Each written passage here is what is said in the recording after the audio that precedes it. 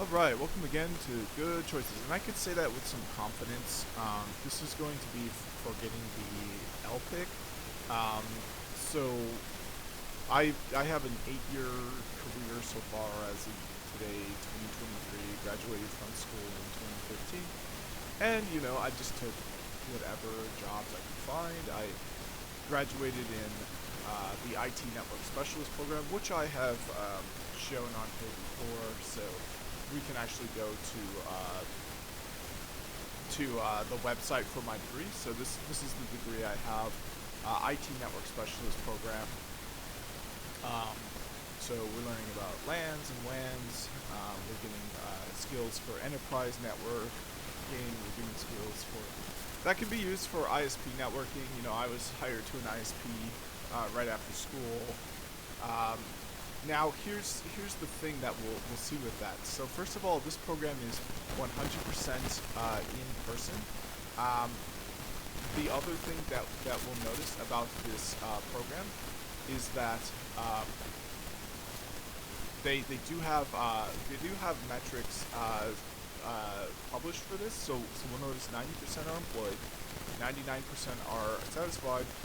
And then the annual salary of recent graduates is 61K, and I will say that for me has been accurate. I don't know what they define as a recent graduate, but these numbers are great. I have been employed for 8 years since graduating this program. I am satisfied with the program. If I didn't go through this program, before that I was working a wage slave at a job that really was, actually was in a, I should keep this, I should keep personal stuff out of it, but look, suffice it to say, that was just not a sustainable lifestyle. So I'm very satisfied with this program, because I have more of a sustainable long-term lifestyle where I can accomplish some of my bigger, things I want in life. I'm making decent, and yeah, it's just this was a great program. This is the number here that really jumps out the page. So at the time, 2015, 2013, when I started, great choice. I did everything right. But now it's 2023. This was before Cisco DevNet. This was before that. Cloud existed at this point, but there weren't these massive AWS. Azure didn't exist at all, as far as I know. So this was a great choice for the time, but it's just the times change, and that's kind of the point of this career. That's what makes this career so lucrative. It's if you need a plan B, there's always going to be a plan B in this career, because there's things that are new, that are starting up, and you can create new things too. So it's a feature and it's a bug. The feature is that there's going to be a need for people that have focused on special areas that other big time professional really people either just haven't focused on because they're new, or that they're busy doing their genius stuff and don't have time to work as a cable installer. So so here's the jobs, and this is a great example. The cable installer. When I took this program, and for the 8 years since, up to the pandemic in 2020, I just didn't know what working was. I thought it was, a lot of self-sacrifice and kind of, not really having the life or the dreams that you really want. So I made my decisions just without realizing that, remote work has existed for a long time, long time. Probably even before the internet, some people were just working through the mail and making a decent living. So it's I made this choice just because my life wasn't going well. I knew that this was a challenging program, and I knew that IT was the good. So not a bad choice altogether. Really not a bad choice. And assistant LAN administrator right out of college, assistant network administrator. So this is what I was hired to right out of college. It was a network specialist degree. I came on to be a network engineer, and then a network developer, and then after that, kind of similar type roles. Now, if I could go, if everything existed, so let's say that 2015, when I graduated from school, so 2013 when I started, is now 2023. Let's say that I was born 10 years earlier and I was going to school. Would I take this program? Absolutely not. So let's go back and let's look at all the programs. Now let's look at some other programs that they offer. So if we go to areas of study and we go to information technology, we can see they have 20 programs. So now these are certificate programs. What I wanted was an associate's degree, and that was a good choice. Associate's degrees are harder. They're 2 years, but it's a degree, so that's really the key. So what we're going to do is we're going to do a Control-C, Control-F for degrees. We see now we have 7 different degrees that we can go for. So let's open all 7.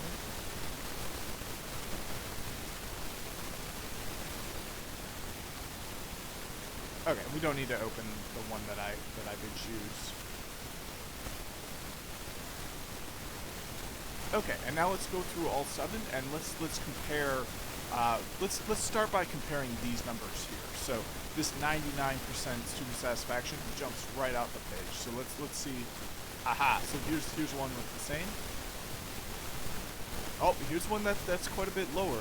86%. So this is cybersecurity. So that's something to think about. Now here's data and analytics. Oh, okay. So they don't even have those numbers here. So maybe they're just not quite as confident with this program to collect the kind of statistics. Maybe there's some kind of issue where those statistics aren't collected in the same way. So that's something to notice about too. The other thing is, let's look at the cost. $10,000 for the cost. So okay, it's the same. It's the same for that one. Same for that one. Okay, so the costs are pretty good.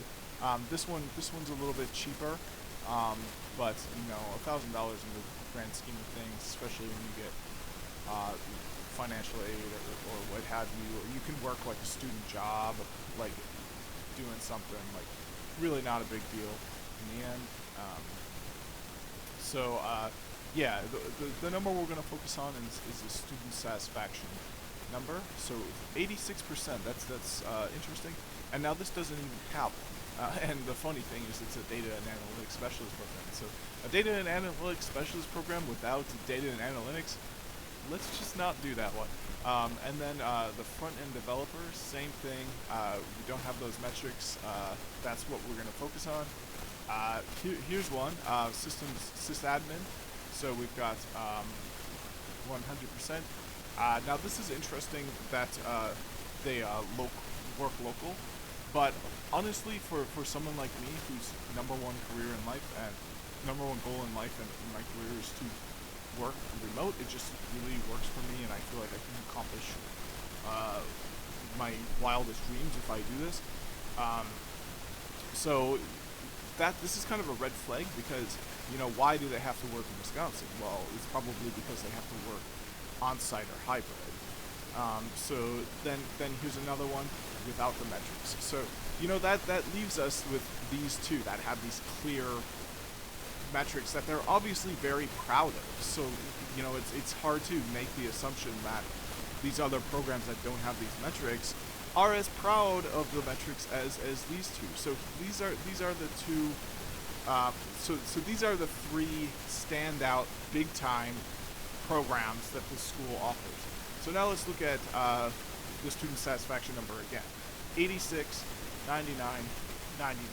So the student satisfaction is lower for this cybersecurity. I know cybersecurity is very a lucrative field, but you know, maybe this school just doesn't do it. And this was my school, you know, just right in my backyard. There are other options, of course, but you know, look at the program cost, 10,000. I think that's very doable. You know, loans, whatever, part-time job, like it's very doable. I think, especially if you get, you know, look at the, even for this program, look at the annual salary. You know, before that, I was not making that kind of annual salary. So yeah, so this is a good deal. This would have been a good choice if I could go back. Even now, being 10 years younger, this is a great choice. Look, you'll have a really good chance. I'd take these odds any day to double my salary. I would roll the dice on these odds any day. You're going to be employed. You're going to raise your salary a lot. Good choice. But let's compare it to these other choices. So here we go. So now you get more. Already you get an extra 2K. You get much more satisfaction, and you're more employed. So let's close this one, the security. Let's not even consider it because it's not as good as this one. So this is a great choice again. If I were 10 years younger and I went back and I could make the same choices I made being 10 years older, I would do that. You know, it's a good choice. But now here's the rub. IT cloud DevOps specialist. So, and the thing is, like, they don't even have to answer for themselves. Like, cloud computing skills. Like, it's they don't even have to define what they do. Like, here they have to be very clear. We're learning about LANs and WANs. Like it's telling you what it is. And, like, this doesn't, you know, it doesn't have to do that. Now, there maybe will be some specifics. Yeah, so the other thing, too, that's, you know, you can be an engineer or an admin, you know, right out the gate with this too. Like, look at this. These are your job titles. There's only 3 of them. Let's look at the, you know, for a cloud system administrator. I mean, that's going to pay quite a bit.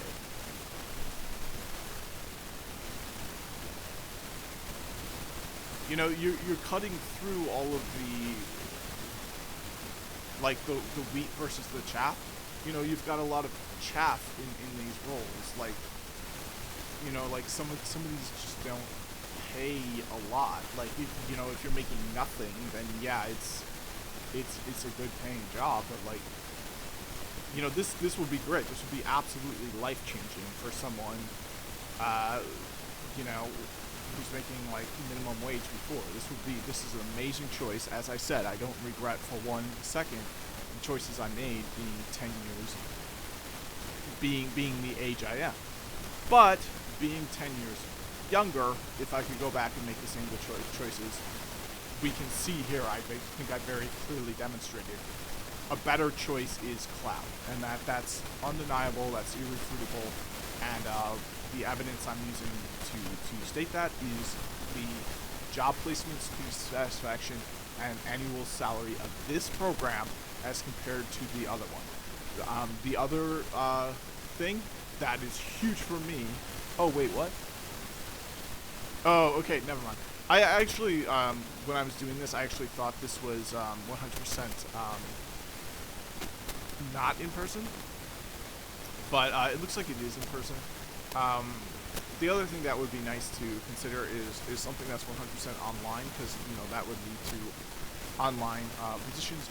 Now, there is the argument that, you know, in these dire straits, you don't really have a nice workspace at home, but it's like, you know, you can get one. Like, you know, it's about learning, and then, you know, you can kind of get over some bumps in the road early on about working well at home. So this kind of took me by surprise. I actually thought that this was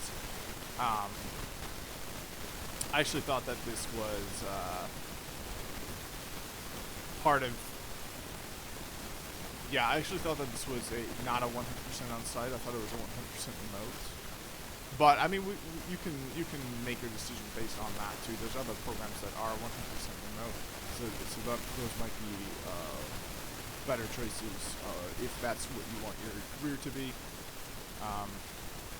So yeah, I think I've made my point. I made a very good decision, being the age I am, graduating in this program, and even today, if I were 10 years younger and doing the same thing, this would be an excellent decision.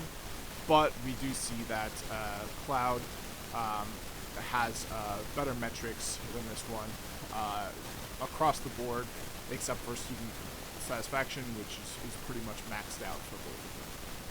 So yeah, I just want to really drive home and emphasize, just how big cloud and DevOps is right now, and you ignore it at your own peril. Like, yeah, this is good, this is a good choice, but and this is what I did, and this is what I work in, but you have kind of a lot of different roles that are all kind of varying different roles. Some are on-site, some are hybrid. The pay is different amongst these roles. Whereas here, these are the only roles, and then you can have additional work that qualifies you as an architect. So the path to getting to the top is much shorter here than it is here. So. Yeah, so okay, I think I've made my point about that. That's why I can say with good confidence that going for the LPIC is a good choice, because being really solid with Linux is a key to being a great cloud engineer, because like all of these virtualized like cloud devices are just running a bash problem. Alright, so next section is : commands. The normal mode also supports another set of vi commands, the : commands. : commands, as the name implies, are executed after pressing the : key in normal mode. : commands allow the user to perform searches, to save, to quit, to run shell commands, to change vi settings, etc. To go back to the normal mode, the command : visual must be executed or the enter key pressed without any command. Some of the most common : commands are indicated here. The initial is not part of the command. Okay, so there's a, I don't know where there's an initial. Oh, so maybe they mean the : here. Once you press the : then you enter the command. So you don't have to press the : twice, I guess. So like you can run multiple commands with having pressed the : once. I think is what they mean by that. I don't know. So here's the first one, and this looks familiar, right? So this is the sed syntax. So it replaces all occurrences of regular expression regex with text in the current line. It accepts the same syntax of command sed, including addresses. So let's pull up my lab and play around with this.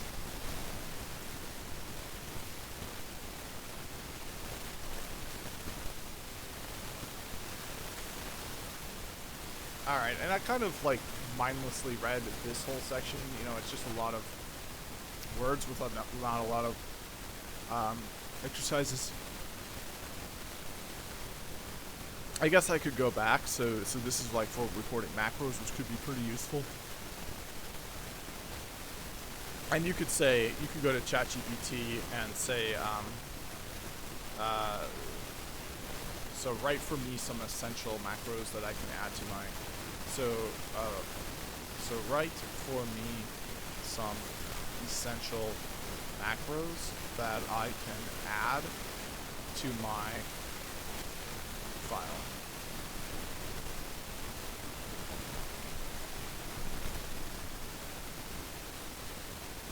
Oh, that's cool.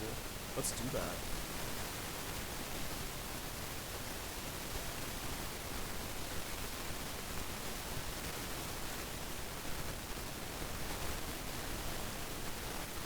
Let's put this syntax highlighting on.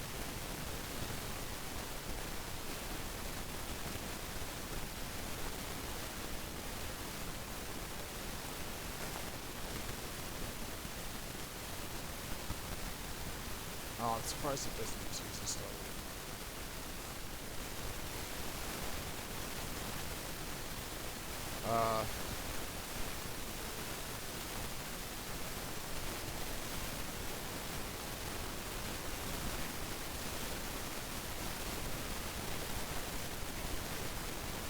Looks like the syntax is all wrong.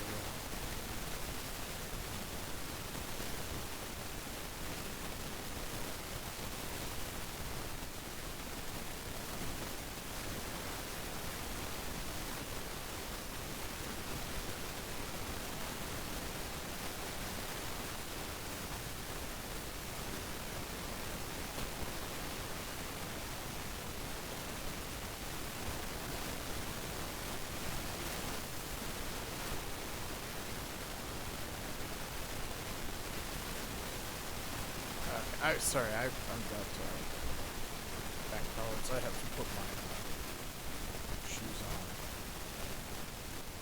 Alright, so I'll take a break. I'll be right back. Alright, welcome back. I'm feeling good. Let's keep going.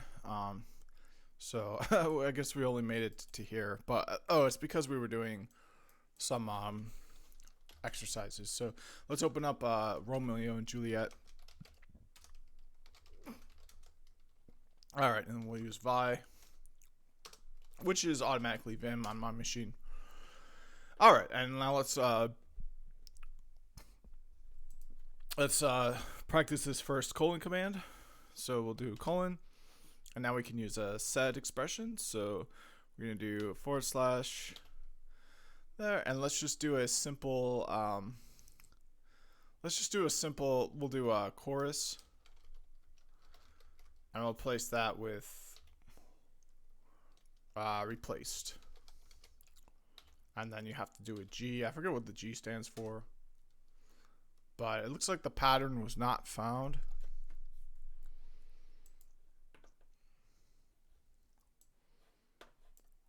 So I don't know why that was the case. Does it do it line by line or something? Let me do a mic check. Mic check 1 2, looks good. So yeah, I don't know why it's not finding this pattern, CHORUS. It looks like it's multiple times throughout this file.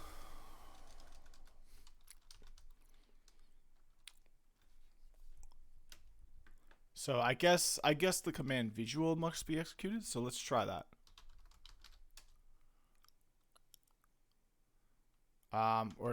Okay, so we're hitting V now, which takes us into visual mode. So now let's try this replace again.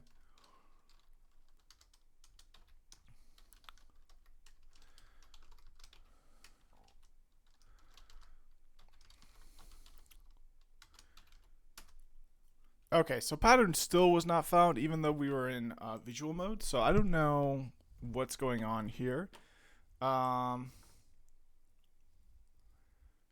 Let's just move on. So, okay, so we're gonna type Q A. There we go. Okay, and then we'll type there, and now we can run a shell command. So let's run the command top, and there we go. We ran a shell command. So hit enter to exit out. Now we can do colon quit or Q. We'll do it with quit, and then we'll come back and do it with Q. All right, and now we can do it without saving. So just the exclamation point.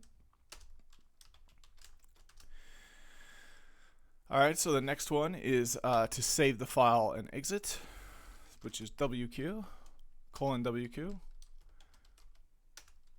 And then save and exit, or if needed. So this one just if there's an unsaved change, it will save it. If not, it will just exit without going through the save, which might be good if you're on a machine that's like really laggy or slow. I don't know what the purpose of that would be. So here we've got Oh, I see. Save and exit if needed. So we can do E, and we can just save the document, and we don't have to exit. So like if I go into visual mode by, into insert mode by pushing A, delete this, and then I go. I kind of don't want to do that. So let me hit escape and then U, and there we go. I undid my change. All right, so let's go back to navigation mode.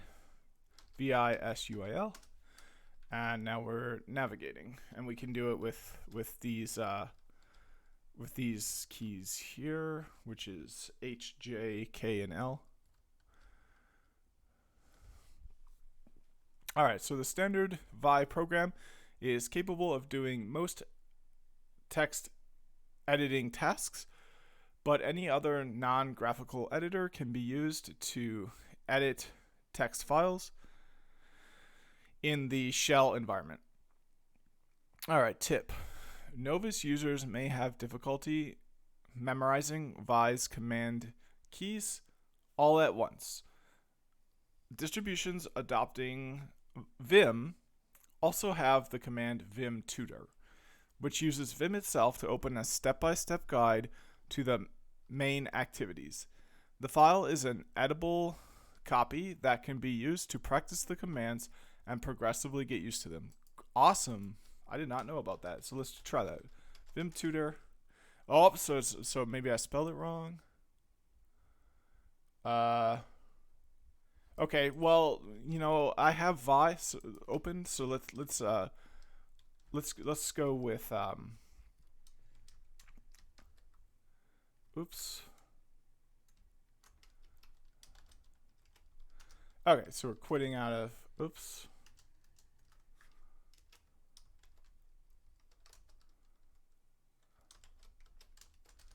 See how tricky it gets sometimes? Let's open this with Vim. All right, and then let's do colon Vim tutor. Not an editor command.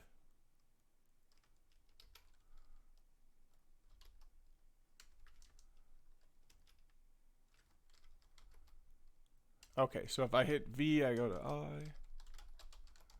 So there's a reason I don't have. So something's going on here where I don't have it.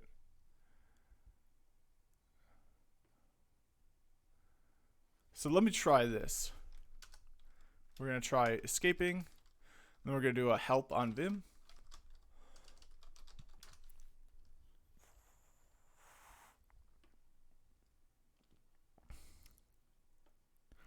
Okay, and let's do a grep on the help tutor.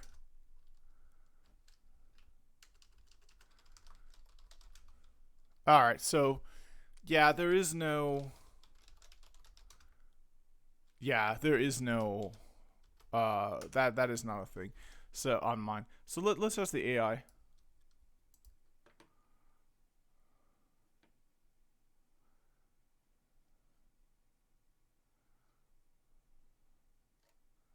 So how do I run Vim tutor? I can't get it to work on my machine.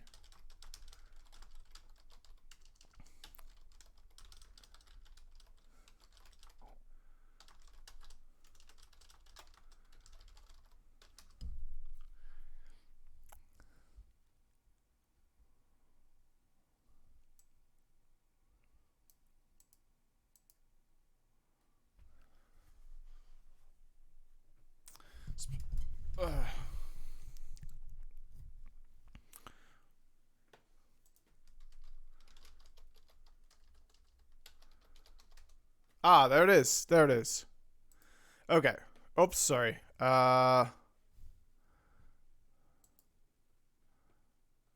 Testing. Oh, sorry. Can't hear it.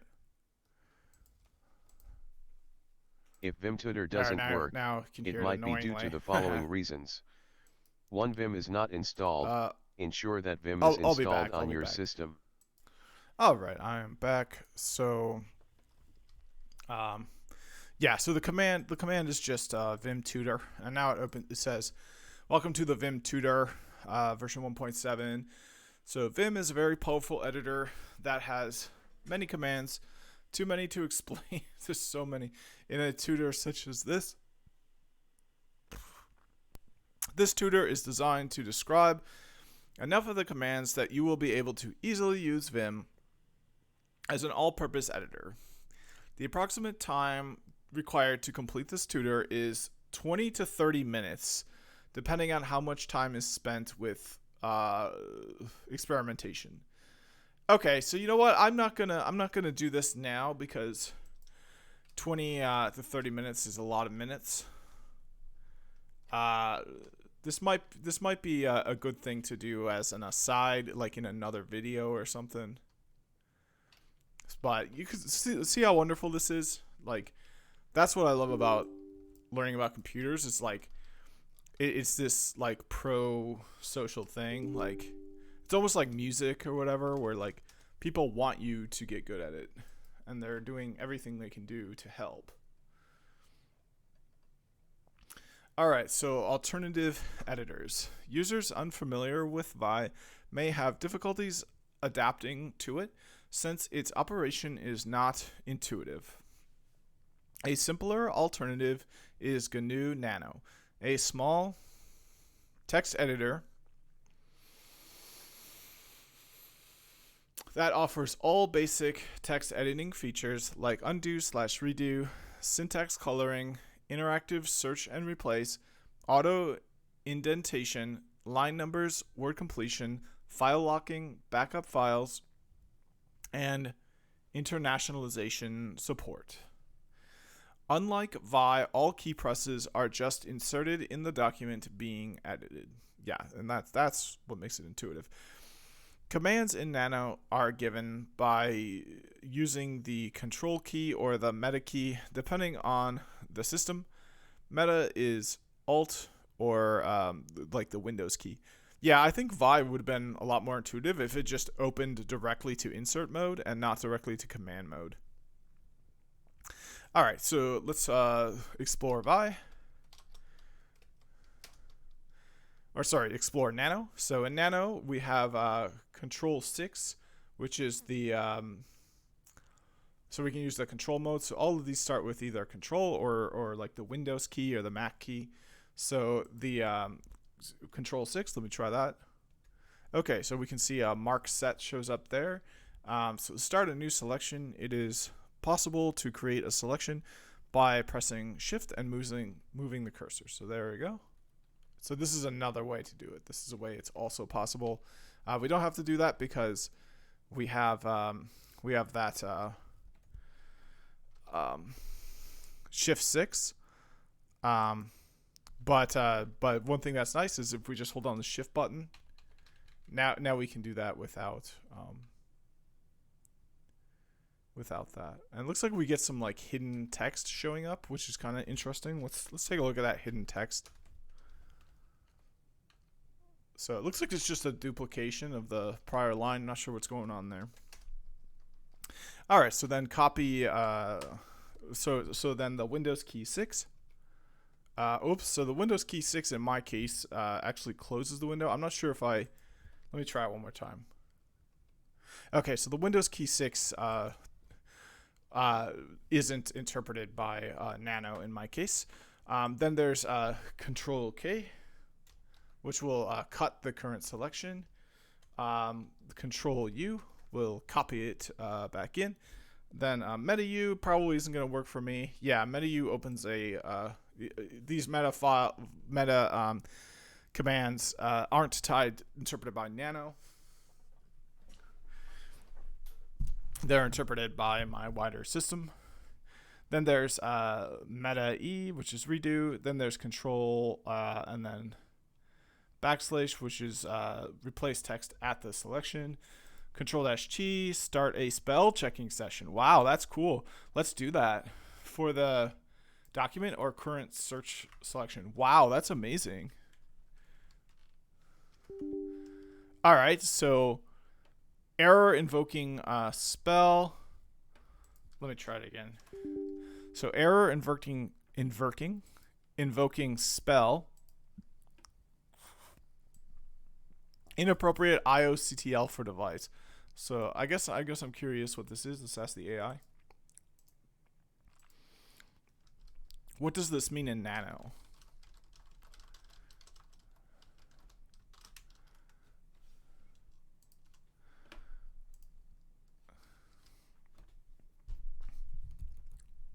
The error message inappropriate IOCDL for device is a low-level error from the Linux kernel which typically occurs when a program tries to do something with a file or device that isn't supported. In the context of Nano and its spell-checking feature, it suggests that there's some issue with the way Nano is trying to invoke the spell checker. The IOCDL stands for Input-Output Control, and it's a kind of system call used to perform various operations on files and devices.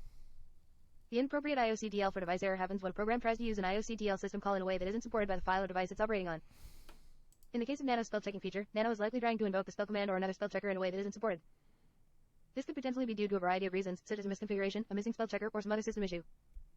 To resolve this, you can try the following. Ensure that a spell checker is installed. Make sure that you have a spell checker like iSpell, a spell, or HunSpell installed on your system. You can install one of these using a command like sh copy code sudo apt-get install a spell check Nano configuration. Make sure that the Nano configuration file is set up correctly to use the installed spell checker. This might be set in the tilde. Nano file or the global, etc. Okay, yeah, there's something about my settings where I can't run this. That's okay, I'll just move on. This is just one of many lessons. So Emacs is another very popular text editor for the shell environment. Whilst text is inserted just by typing it, like in Nano, navigation through the document is assisted by keyboard commands like in Vi. Emacs includes many features that makes it more than just a text editor. It is also an IDE, integrated development environment, capable of compiling, running, and testing programs. Emacs can be configured as an email, news, or RSS client, making it an authentic productivity suite. That sounds great. I need that. I need that a lot. So let's not save it, and let's open the file with Emacs. Oh, we don't have it.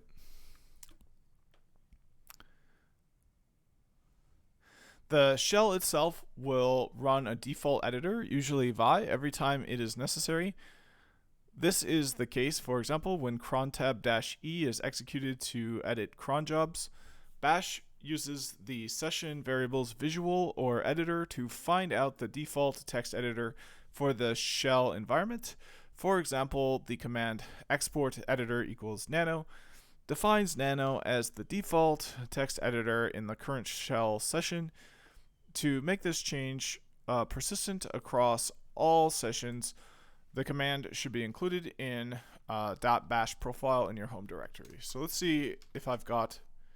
Okay, so I don't have that set up. Let me see if I do a echo, or if I just do an env. Yeah, so if I do an env pipe grep on export. Okay, so nothing there. Let's do it on Nano. All right, we'll do it on Vi. Okay, so it looks like I don't have like a default editor. Yeah, I'm not sure what's going on with that. But anyway, we're on to the exercises here. I kind of want Emacs. I just want Emacs. Let me try to get Emacs. Because, you know, if it's a productivity suite, like that's, you know, these are some of the most productive people there's ever been. Like they launched, you know, computer science. So it's like I want it to, I want to learn productivity from these guys.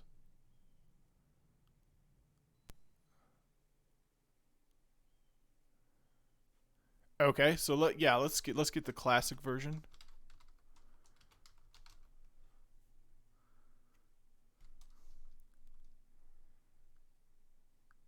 Oh, wait. No, this seems like a problem. Yeah, the confinement's messed up. Let's not do that. It's not a big deal. So the next section is the guided exercises, or just all day exercises. What are we at here? Oh, okay. So I'm going to pause it. I'll come back and finish those exercises. All right, welcome back. Let's close out this here. I'd be much happier when this is closed out. So we're just on the guided exercises now. We figured out how to do the Vim tutorial, but I guess I'll do that in its own video. So the way you take the Vim tutorial is you just type in Vim tutor, enter, and there's a built-in tutorial for Vim, and you can take it in multiple languages too, which is pretty cool. So I'll definitely be doing that soon, but I will devote a separate video to that. All right, so let's do the exercises and then close out the video. I'll do a mic check beforehand. Mic check 1 2 looks good. So first guided exercise: Vi is most used as an editor for configuration files and source code, where indentation helps identify sections of text.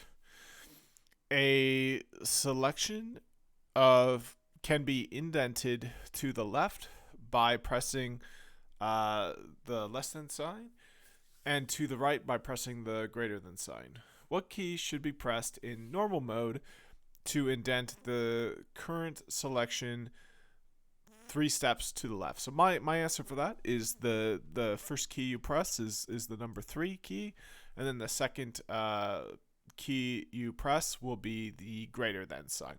Let's try it on the Romeo and Juliet.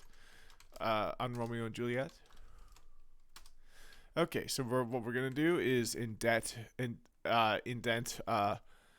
this line here to the right. So we're gonna do 3 greater than sign and enter. There we go. We did it to the right, and then we're gonna do it back to the left. 3 less than sign, enter, and there we go. So my answer now, this is to indent it to the left, so presumably it's already been indented to the right. So my answer is 3 less than sign. Let's see what the real answer is. 3 less than sign, meaning 3 steps to the left. Perfect. All right, so the next one, hopefully these will go really fast. An entire line can be selected by pressing capital V in Vi normal mode. However, the terminating new line character is also included. What key should be pressed in normal mode to select from the starting character until but not including the terminal character? So I don't know. You know what? I think I know this. So let's first of all do the so we're in normal mode, and let's press escape one more time. Make sure we're there. Yes, we are. And then let's hit a capital V. There we go, and we've taken the whole line. We've got visual line here. Perfect. We'll hit escape to go back to normal mode. So I think my answer is going to be lowercase v, because I just remember that was a pattern in how some of these commands work. So let's try it. Okay, so lowercase v I don't think is the right answer, because all that did was change this to visual mode. So let's see if we can get some help. So let's do :help.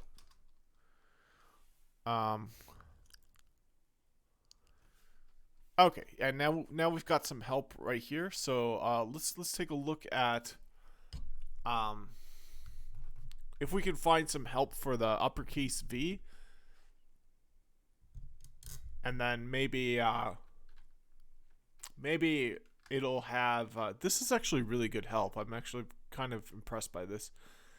But maybe if we get the help for uppercase V, near that section there will also be help for whatever key works in the same way as uppercase V, except for copying that ending new line character.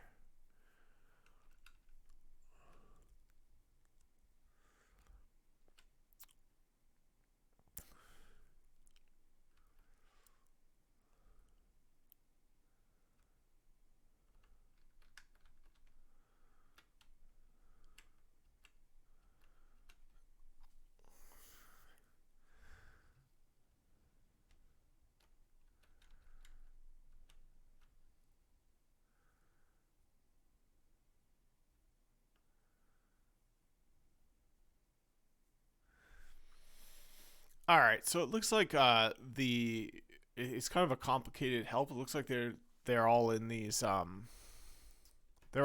special files. So we definitely need something about selecting.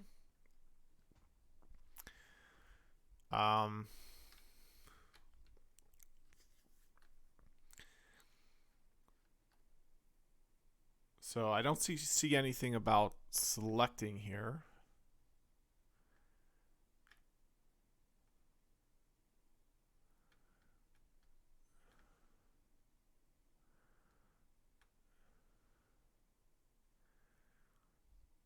So I see something about scrolling. Ah, here we go. So deleting and replace. Oh wait, sorry, that's not selecting. Yeah, I need to know about.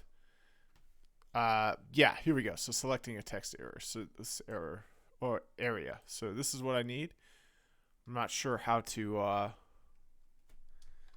look at that. Okay, so yeah, I'm not sure what's going on here. Let's just quit out of here. Looks like I accidentally created a new tab. Okay, so we quit out of there. That looks good.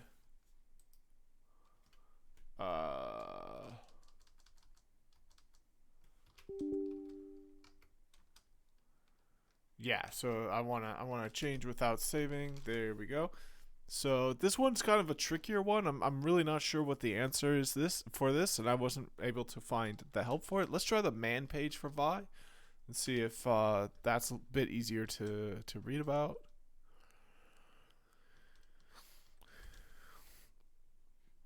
So we do have options, but I believe this is just when you run the bash program what these options for. They aren't actually options that you would use inside of Vi.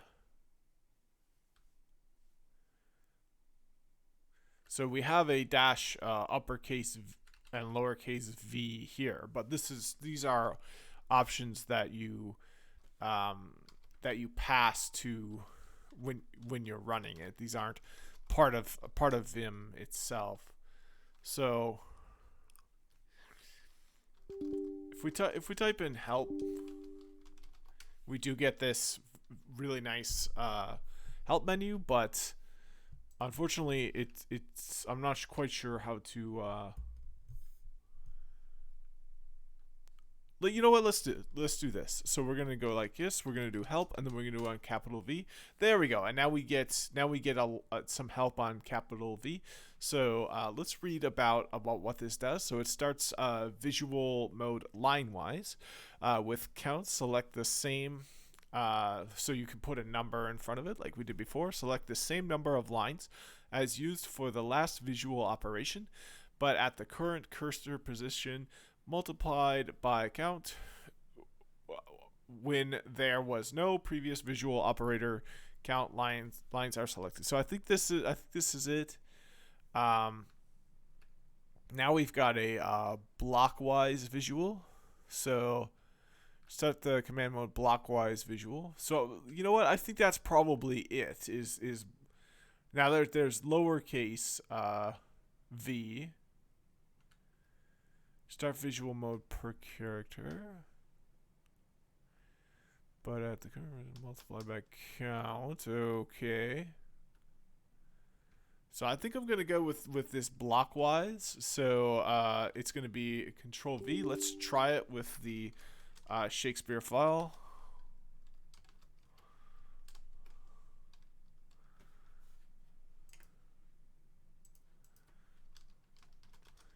Okay, so we'll open the Shakespeare file in Vi, and now we'll do the Control Shift V. Oops, and it looks like what we ended up doing is pasting something in. So you know what? I'm gonna go with that answer, Control V, but I don't think that's gonna be correct. So let's see what the correct answer actually is. Okay, so we can see the correct answer is quite a bit more complicated. So the keys 0, V, $H, meaning 0, jump to the start of the line, and then V, start character selection, then the $, go to the end of the line, and then H, go back one position. So let's try that in the file. So we're gonna take this line here. Now a really easy way to do that would be to do shift capital V, but the problem with that is we get that new line character at the end. So we can do it in a different way. We can do 0 to mean we want the start of the line, then V. Okay, how is it? I'm confused here. Let me get out of visual mode into normal mode. Now let me do the like this, and let's see if this works.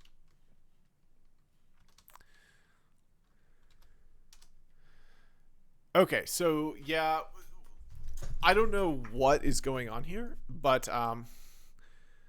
let's ask the AI about this. So we're gonna put this in. We're gonna say, I don't know what is going on with this question. I cannot use the keys 0v $H in Vim. How do I enter this key combination? If I try entering, yeah, so that's good enough. In Vim, the sequence of keys 0v$H is used to select all the text in a line, except for the new line character at the end. Let's break down this series of commands to understand each step. 0. When you press Alt 0, the cursor moves to the very beginning of the line. V. Pressing versus enters visual mode, allowing you to select text character by character. $. Pressing $, moves the cursor to the end of the line, selecting all the text from the beginning of the line to the end. H. Finally, pressing H moves the cursor one character to the left, deselecting the new line character that was included in the selection by the $. Command. To use this key combination, follow these steps. Ensure you are in normal mode. All right, so it looks like it might be easier than I thought. So let's try to make sure that I'm in normal mode. So I'm gonna type escape to be in normal mode. Let's put the cursor just wherever on the line, and we want to do a line with some punctuation at the end, just because. So now if I'm in normal mode, I push 0. There we go. That skips me to the front of the line. V, we do want it to result like this because we want to switch to visual mode. Then we can type the $, which highlights everything to the end, and then we type H to go back 1 so we don't get the final character. So now it makes sense to me. We're not doing, a hotkey. We're not doing a command. We're doing a sequence of keystrokes that result in selecting the starting character but not including the new line character. So you don't do that in one command.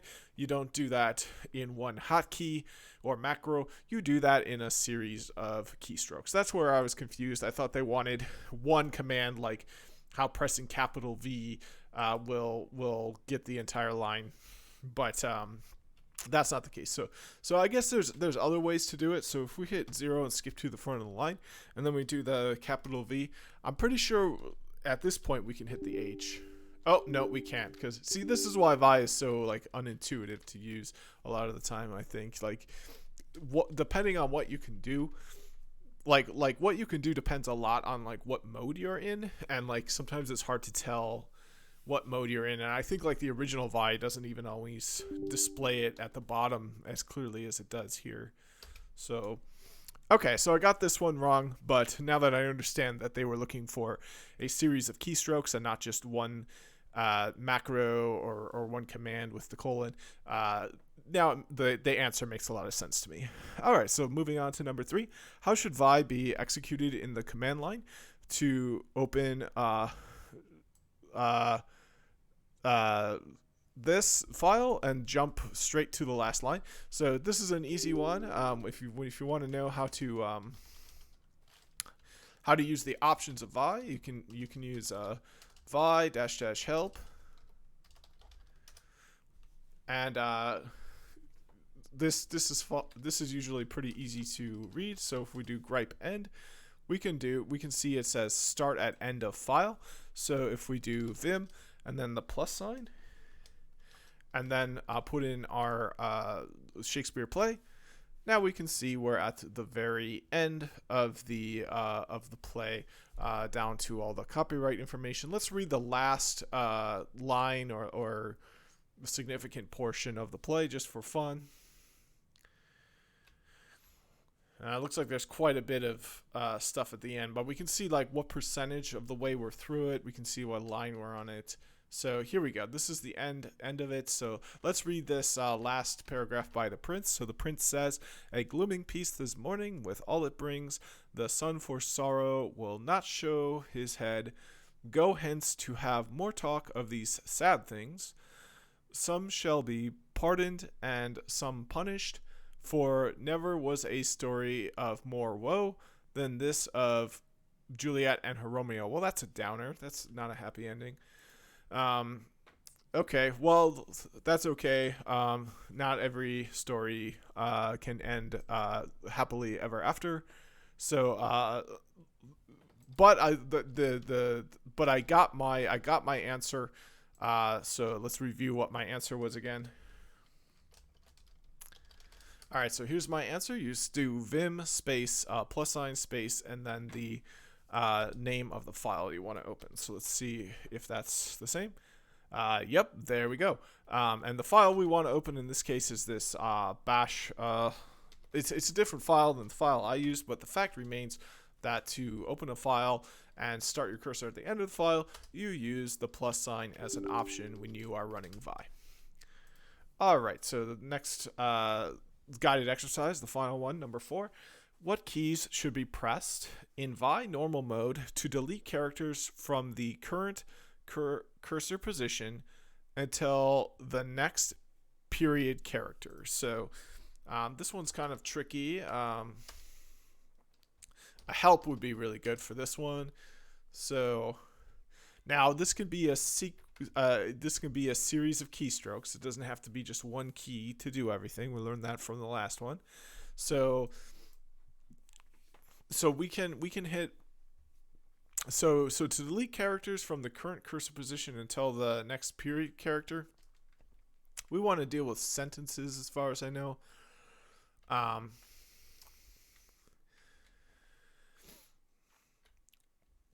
So I wish I knew how to look at these files. Unfortunately, I don't. I think it's fair game to go up and reference the reading that we did. So I think I'm gonna do that. Now we could use a set expression possibly, but I'm pretty sure what you would do. So here's normal mode. It should be something for deleting.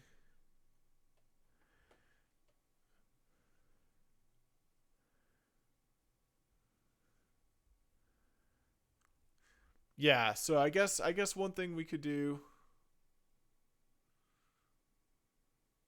we could do S maybe.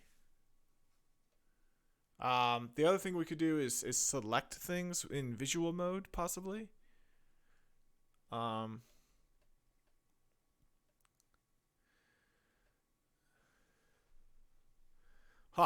kind of a tricky one. I'm not sure. So I'm thinking a capital S is probably good. So yeah, let's just do capital S is my answer. Okay, so yeah, unfortunately it's a pretty sophisticated series of keystrokes that does this. So the keys D, T, dot, meaning D is start deletion, and let's see what the learning materials had to say about that. Okay, so D, it doesn't have D, it looks like, so that's kind of unfortunate. It just looks like the materials were incomplete, which is possibly by design. I mean, getting used to looking at the help menus is really the best way to succeed, because then you can, any machine you're on, you can so actually it looks like it does kind of explain that there. I don't see D listed up here, but I do see it explained down there, so I think that's fair game. And then what you want to do, in this case they want to do a W.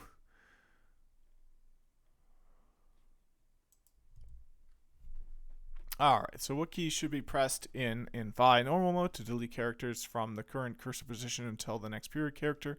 So it would be D, and then I'm not so sure next. Let's look at then T, because T means jump to the following character. And then you specify the character you want to jump to, and that's the period character. So let's try it up here.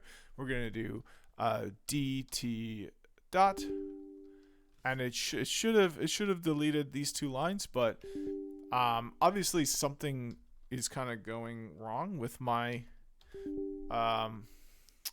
with what's going on with my installation of Vi. So kind of and remember, I'm not using Vi, I'm using Vim. It automatically maps to Vim, so this could be the correct answer when you're using Vi, but if you're using Vim, it might not be a relevant question in the same way. Alright, so moving on to the explorational exercises. First exercise, Vim allows to select blocks of text with arbitrary width, not only sections with entire lines. By pressing Ctrl V in normal mode, a selection is made by, and it's a capital V, a selection is made by moving the cursor up, down, left, and right. Using this method, how would a block starting at the first character in the current line, containing the next 8 columns and 5 lines of text, be deleted? So let's try it. So we've got a text block here, which is what the print says, the very last thing. So let's see. So how would this block? So how would a block starting at the first character in the current line and containing the next 8 columns and 5 lines of text be deleted? So we're gonna do this to get into that visual mode. Oops, that didn't work. Let's hit an O for an undo. Let's make sure that we're in command mode by pressing escape, and then we're gonna do Control Shift V for the capital V, and it looks like what that does in Vim is it pastes text. Again, this might be a situation where Vi is different than Vim. So I can't really say this, what the answer is to this, because I'm using Vim and not Vi. So let's take a look at what the official answer is. So the combination 0 Control V and 8 L5 JD will select and delete the corresponding block. Okay, that's a bit tricky for me. I hope that's not on the test. I have a feeling that's going to be all that's on the test. But let's try it. So we're going to do 0. Then we're going to do Control Shift V. So we've got that capital letter. And then we'll do 8L5JD. And we can see it's just completely failed in every way. So yeah, but it's probably because I'm using Vim and not Vi. Alright, so let's move on to the next one. So a Vi session was interrupted by an unexpected power failure. When reopening the file, Vi prompts the user if they want to recover the swap file, an automatic copy made by Vi. What should the user do to discard the swap file? So, I mean, just follow the instructions on the screen is my answer, or delete the file where it was saved. So let's see what the official answer is. So the official answer is, yeah, press D when prompted by Vi. So that's basically my answer, is just follow what Vi prompts to you and make the selection that makes sense. All right, so thank goodness the very last one. In a Vim session, a line was previously copied to register L. What key combination would record a macro in register A to paste the line in register L immediately before the current line? So this is a tricky one. I know that the macro key is in normal mode. You do a Shift 2 for the @ symbol, and now you're recording a macro. So now we need to enter a key combination into this macro to register in register A. I'm not sure how to do that. I'll try hitting A. Okay, and that just kind of, I think that took me into insert mode if I hit the Oh, no, I'm still in normal mode. So this is another one where it's just, I don't know, it's just a hard question for me. So here's the answer. The combination QA double quote L capital P lowercase q, meaning lowercase q, which is start macro recording. So I was even wrong about that. To start the macro recording, it's not the @ symbol, it's the q. But again, I'm in Vim, not Vi, so for me, I might have been right with the @ symbol because I'm in a different program. A, which stands for assign register A to macro. L stands for select text in register L. Capital P stands for paste before the current line. And lowercase q means end macro recording. So these are all just things about regular Vi, not Vim. So yeah, I'm not sure if this applies to what I can do in my lab, because I don't even think I can open Vi in my lab. It just automatically opens Vim. All right, so let's close out this video. This is the summary, and I'll do a mic check. Mic check 1, 2. This lesson covers the standard text editor for the Linux shell environment, the Vi editor. Whilst intimidating for the unfamiliar user, Vi has features that make it a good choice for technical and non-technical text editing. The lesson goes through the following steps. Vi, basic usage and useful features. What is Vim, the improved Vi, and other alternative editors? How to define the default text editor for the shell environment. The commands and procedures addressed were editor Vi and its improved version Vim, basic text editing in Vi, and alternative editors such as Max, Emacs, and Nano. So hopefully it doesn't get too crazy and ask for these kinds of questions here that you can't even verify in your system because it automatically goes to Vim and not Vi. Yeah, just the basics. You know, that there's different modes in Vi, that you can make some edits in Vi. You know, even if they get rid of the arrow keys, you can just use H, J, K, and L. So yeah, hopefully that's all it takes to cover this portion of the exam. But we will see when I take it. So yeah, that's it for this whole 803 lesson 1. So you know what? That means that I am officially 3/4 of the way done. I've got one more topic to go through before I can take the exam, and it looks like these are all pretty small. There aren't any that have lesson 2s on them, so I guess I can go back and do the math. Oh, this is interesting too. Oh, right, because it's not yeah, you have to click oh, it's kind of interesting. I've been skipping over I've just been going right to the lessons, and I've been skipping over this, and this is kind of important to know because we've got the weighted areas. So and something happened here. I don't know. I think I accidentally clicked on something, but yeah. So we've got one more topic 104 to get through, and as I said, I did accidentally miss clicking here, and I only clicked on the lessons. But that's something we could do as a review when the test is scheduled and all of this is completed and read through. We can just go through and look at this and refresh our knowledge on it. And then once the test comes, this will be a good way to prepare. So I think that's what I'll do. I will finish up this topic. Then I will schedule the exam.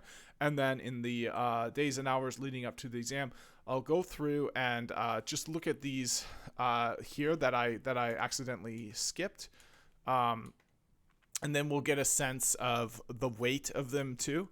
And the ones that are the highest weight will really drill in and have some good conversations with the AI about. We'll get some hands-on practice. So like here's a weight 3-1 for RPM. So we'll definitely need to figure out how to use all of these different package managers. Here's another one with big time. So, and here's weight 4. This is probably the biggest one. So we'll need to do some exercises or something. Maybe find some exercises. Here's another one. So I think that's what I'll do when I'm done with all the reading. I will schedule the exam, get it on my calendar, and then I will go through in order of weight. And review everything we've learned. So that's it for now. Thanks for watching, and see you in the final topic 104. Really exciting times. We're almost all the way there.